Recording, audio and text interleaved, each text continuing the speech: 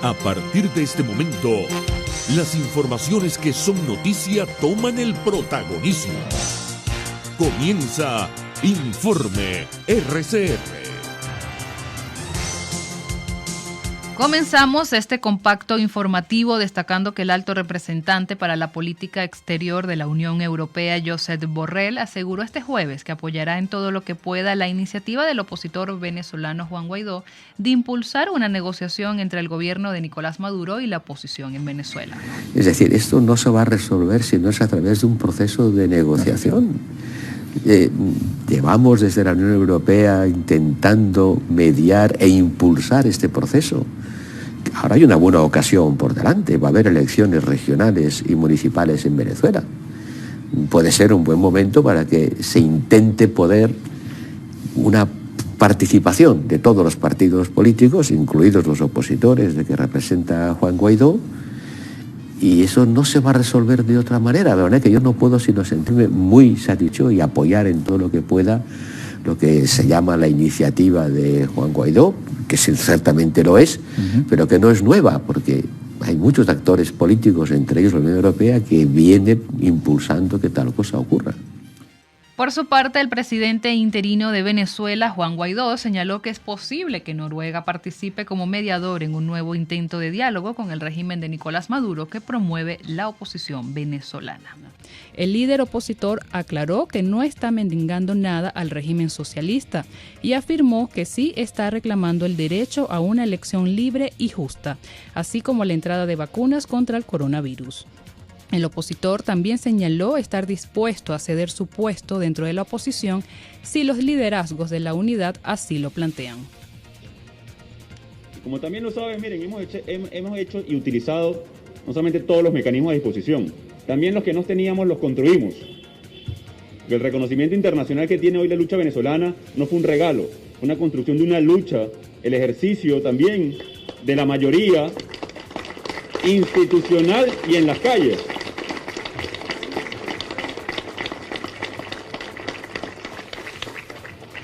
Y el objetivo es esencial, es recuperar la democracia, que es el respeto al ser humano, ¿vale? A la dignidad del ser humano. Aquí nosotros no estamos pidiendo ni mendigando nada, estamos exigiendo por nuestros derechos. Una elección libre y justa no es mendigar. Hoy una vacuna no es mendigar, es el derecho a la vida en sí mismo en este momento. Y esta idea que acaba de enterrar o cremar a su hermano el día de ayer. Y aquí está, como muchos que han sacrificado, como muchos que estamos sacrificando por Venezuela. Hoy el objetivo es uno, es salvar a Venezuela, es salvar a nuestro país, que es salvar a nuestra familia, que es salvar a nuestra casa, que es salvar nuestros sueños, ¿vale? La posibilidad de ser felices en nuestro país. Por su parte, Nicolás Maduro afirmó que se encuentra dispuesto a reunirse con toda la oposición, esto tras conocer una propuesta de Juan Guaidó en lo que se plantea la negociación para un acuerdo de salvación. Como ahora Guaidó pasó del R2P, que era la invasión a Venezuela, a dialogar con Maduro. Ahora Guaidó se quiere sentar conmigo. ¿Qué les parece? Se quiere sentar conmigo Guaidó. ¿Qué traerá en las manos? ¿Qué trampa traerá?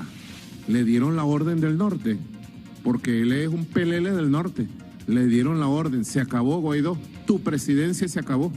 Eres un piazo de líder opositor, ahora te toca hablar con Maduro. Bueno, estoy de acuerdo, con la ayuda de la Unión Europea, del gobierno de Noruega, del grupo de contacto, cuando quieran, donde quieran y como quieran, listo para reunirme con toda la oposición, para ver qué se saca de ahí, si se saca algo bueno y ellos abandonan el camino de la guerra, de la invasión, de los atentados, del golpe de Estado y vienen al camino electoral. Aquí los esperamos en el camino electoral. Aprobada la propuesta. Entre tanto, el exalcalde metropolitano de Caracas, Antonio Ledesma, en declaraciones dadas hoy en RCR, afirmó que no se logrará nada con el supuesto diálogo que está presentando la oposición con el chavismo, ya que a su juicio Maduro se burla de Guaidó y sus dirigentes y del pueblo venezolano. Va a tratar de convertir este gesto de Juan Guaidó en una rendición Y para eso ya tiene en su haber algunos factores de lo que llaman oposición que se están entendiendo con él.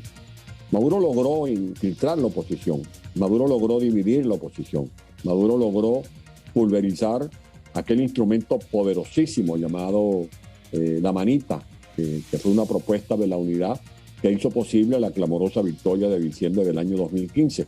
Esas fueron, María Alejandra, las últimas elecciones competitivas que se vieron en Venezuela, porque los asesores o tutores de Maduro, especialmente los cubanos, decidieron desde entonces no hacer más elecciones competitivas.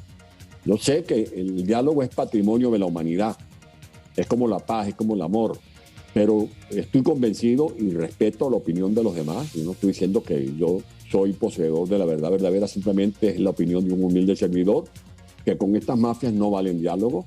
Ya van 13 procesos de diálogo, ya van 30 procesos electorales, y Maduro lo que hace es ganar tiempo, y fíjense que la respuesta de Maduro fue burlona con Guaidó, diciéndole: si quieres dialogar, ponte en la cola de la mesita, o en la cola de los alacranes, o en la cola de los que últimamente se han entendido con Maduro para aceptar la buena paga de 1 o 2 rectores en el Consejo Nacional Electoral. Antonio Ledesma, quien se encuentra en el exilio, destacó igualmente que Maduro, con esa estrategia de una directiva del CNE con representantes de la oposición, solo busca que se levanten las sanciones internacionales en su contra y seguir en el poder. Este acuerdo del CNE lo celebraron factores que están en el G4. Dejaron bailando a Guaidó. Bueno, ¿qué unidad es esa? ¿Cómo se puede interpretar que haya un juego dejando por fuera a quien es reconocido, más allá de que tenga o no errores, de que tenga o no virtudes, etcétera, pero es el interlocutor reconocido por la comunidad internacional? Me estoy refiriendo a Juan Guaidó. Juan Guaidó lo dejaron como la guayabera por fuera, nada tuvo que ver con ese entendimiento para designar unos rectores en el Consejo Nacional Electoral. Y se han adelantado con Maduro para entenderse, para hacer elecciones regionales. De allí que Maduro ha logrado debilitar a Guaidó. Y la propuesta de Guaidó de diálogo la hace en una coyuntura en la que está vulnerable. Y por eso Maduro se da el lujo de responder en ese tono burlón, que me hizo recordar los tiempos de Noriega en Panamá, cuando le respondió a Estados Unidos con un machete en la mano, desafiándolos de una tribuna pública. Pero bueno, estamos hablando desde Venezuela. Y lo que creo es que esta propuesta de diálogo, que tiene el aval de algunos factores internacionales, por lo menos debe servir a ver si se terminan de convencer esos factores internacionales que con estas mafias no hay diálogo que valga, que ya hemos ensayado el método de elecciones, el método de negociaciones, y todos han sido fallidas, porque simplemente no estamos hablando ni siquiera con un dictador convencional como lo fue Pinochet en su tiempo, estamos hablando con el jefe de una peligrosísima corporación criminal. Por su parte, el presidente de Conindustria, Adán Celis, expresó su respaldo al nuevo proceso de diálogo que anunció la oposición con el chavismo, siempre y cuando sean en búsqueda de la democracia y la prosperidad para Venezuela. Esos acercamientos vayan de verdad en función positiva, en función de llegar a acuerdos, en función de que se restablezca el hilo democrático en Venezuela, de que hayan elecciones justas y transparentes, que al final nos reunamos todos los venezolanos. ¿Y qué es lo que te conduce a eso? Que al final es como nosotros que somos dirigentes gremiales, ¿no? Nosotros no estamos para hacer política partidista, pero sí estamos para influir en políticas públicas, ¿no? Porque al final, cuando tú tienes un país que esté andando en forma estable, que tenga una democracia, que los venezolanos buscamos las vías más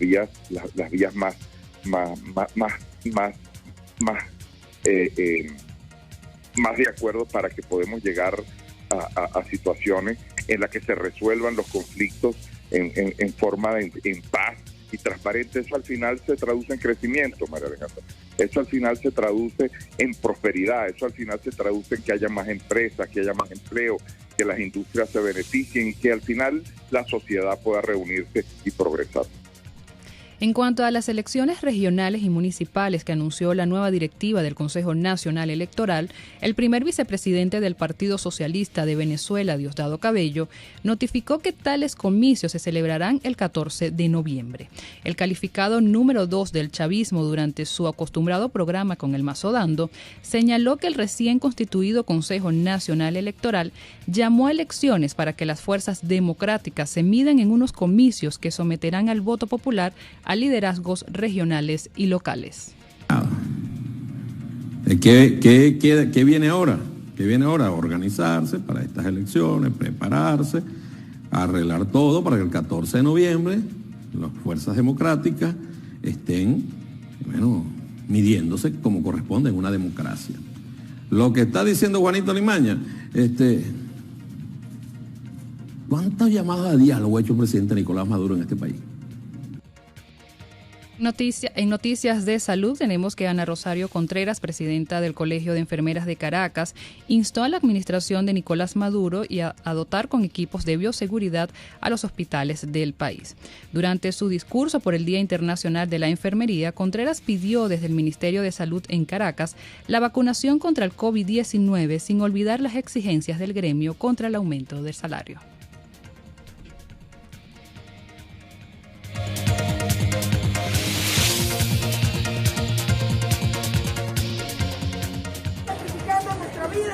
Y necesitamos del apoyo de la sociedad venezolana para que nuestros hospitales puedan funcionar y poder garantizarles una atención de calidad. Hoy ni siquiera en un país en guerra está en nuestra situación. Los hospitales más del 80% sin servicio de agua. Y esto implica que no podemos ni siquiera realizar una práctica medular para la prevención del COVID como lo es el lavado de manos.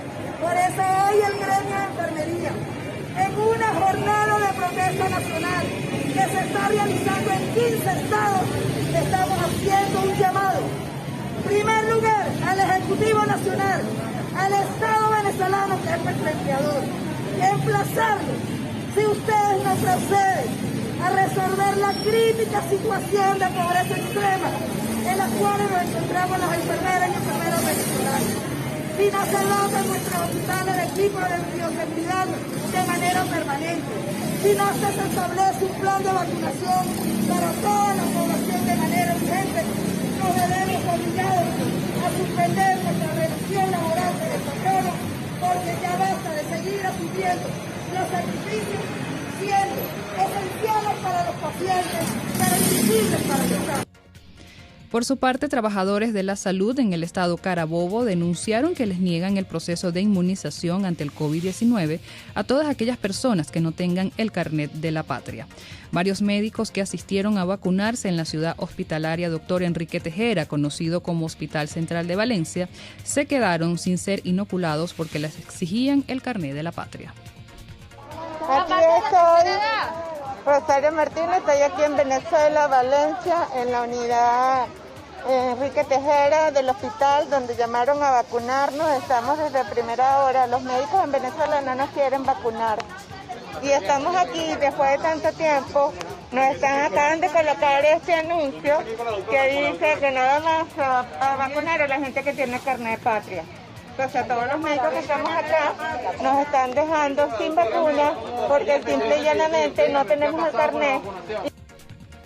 Por otro lado, Ciro Ugarte, director del Departamento de Preparación para Emergencias de la Organización Panamericana de la Salud, informó que es probable que se asignen a Venezuela vacunas Johnson & Johnson a través del mecanismo COVAX. Durante su intervención, el experto aseguró que Venezuela sí ha seguido emitiendo los pagos restantes que faltaban para acceder al mecanismo COVAX. Venezuela recibiría las vacunas que estén disponibles en el momento de decidirse la planificación de la distribución, de la siguiente distribución. Y eso sería a mediados de junio, finales de junio, de tal manera que Venezuela recibiría las vacunas aproximadamente en esas fechas, si es que no hay demoras que todos conocemos que pueden ocurrir. Respecto al tipo de vacuna, no se ha determinado aún. Sin embargo, hay la probabilidad de que recibieran la vacuna de Johnson & Johnson, u otras que estén disponibles en ese momento. La ONG Médicos Unidos Venezuela informó este miércoles que entre el 5 y el 11 de mayo perdieron la vida 12 profesionales de la salud debido al COVID-19. Los nuevos fallecimientos corresponden a 7 médicos cirujanos, de ellos 2 eran del Distrito Capital, 2 del estado Zulia, 1 de Mérida, 1 de Aragua y 1 de Guárico. En otras noticias tenemos que la presidenta de la ONG Control Ciudadano, Rocío San Miguel, y el director de Fundarredes, Javier Tarazona, advirtieron este miércoles que el conflicto armado en el estado Apure se podría extender a otras entidades del país como Bolívar, Amazonas y Zulia. Asimismo, Javier Tarazona, en declaraciones dadas a RCR, repudió las violaciones de derechos humanos, pero sobre todo la opacidad del Estado venezolano sobre las situaciones que ocurren en la frontera. Tenemos que repudiar el silencio del Estado venezolano, el trato miserable que han tenido con las Fuerzas Armadas venezolanas durante este tiempo. Recuerdo que apenas hace unos días vinieron a la ciudad de San Cristóbal, al hospital militar, en una especie de manoseo que hizo Vladimir Padrino López con los militares para tratar de bajar las aguas, porque dentro de las Fuerzas Armadas hay consternación y rechazo de cómo abandonaron a estos militares en el terreno de la guerra con estos grupos guerrilleros, mostrando una vez más el desprecio del alto mando militar por los miembros de las Fuerzas Armadas militares en Venezuela, y esto finalmente por la alianza, por la conchupancia, por la relación simbiótica que tienen con estos grupos terroristas que llevan adelante la actividad del narcotráfico y del neoextractivismo. En el estado portugués, al menos 120 personas, 45 adultos y el resto niños y adolescentes, están afectados debido a las fuertes lluvias registradas en la zona llanera del país, las cuales produjeron el desbordamiento del río Portuguesa. Y pasamos a las noticias económicas, y es que el Observatorio Venezolano de Finanzas publicó su más reciente informe sobre los datos económicos relativos al índice de la actividad económica correspondiente al primer trimestre del año 2021, en el cual devela que Venezuela registró una inflación de 33,4% en el mes de abril, producto de la expansión monetaria que se situó en 36%. Sobre estos números, el diputado y economista José Guerra recordó que la inflación en el pasado mes de mayo se ubicó en 9%, lo que representa un incremento considerable. Guerra afirmó igualmente que la explicación reside en el aumento del 42% en el precio del dólar, provocando por el significativo incremento de la liquidez monetaria de 36%. Les estamos presentando Informe RCR. El compacto informativo de esta hora, solo por RCR 750 AM.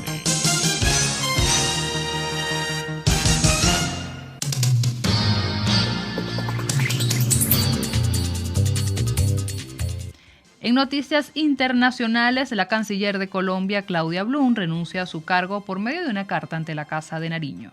La renuncia es de carácter irrevocable, es decir, que da por terminado su cargo en el Ejecutivo colombiano de manera unilateral y para hacerla efectiva de inmediato. Por ahora quedará como titular del Ministerio de Relaciones Exteriores la vicecanciller Adriana Mejía. En otras noticias internacionales, el Papa Francisco recibió hoy en una audiencia privada que duró 25 minutos al presidente de Argentina, Alberto Fernández, que se encuentra en Italia en la última etapa de una gira por varios países europeos para recabar apoyos para la renegociación de la deuda del país. La reunión entre el sumo pontífice y el mandatario argentino tuvo lugar en el estudio adyacente al aula Pablo VI y duró menos de los 45 minutos cuando se encontraron el año pasado. En noticias deportivas tenemos que el Atlético de Madrid dio su paso de gigante hacia el título liguero al imponerse con sufrimiento final por 2-1 a la Real Sociedad. Tras el empate de la víspera del Barcelona y a la espera de lo que haga el Real Madrid este jueves contra el Granada, el Atlético lidera el campeonato con 4 puntos sobre los azulgranas y 5 sobre los merengues. Así llegamos al final de este compacto informativo meridiano. Los dejamos con más de la programación de su RCR. Hasta aquí este compacto noticioso. Manténgase en nuestra sintonía, porque estaremos informándole de la noticia al momento de producirse. RCR 750 AM.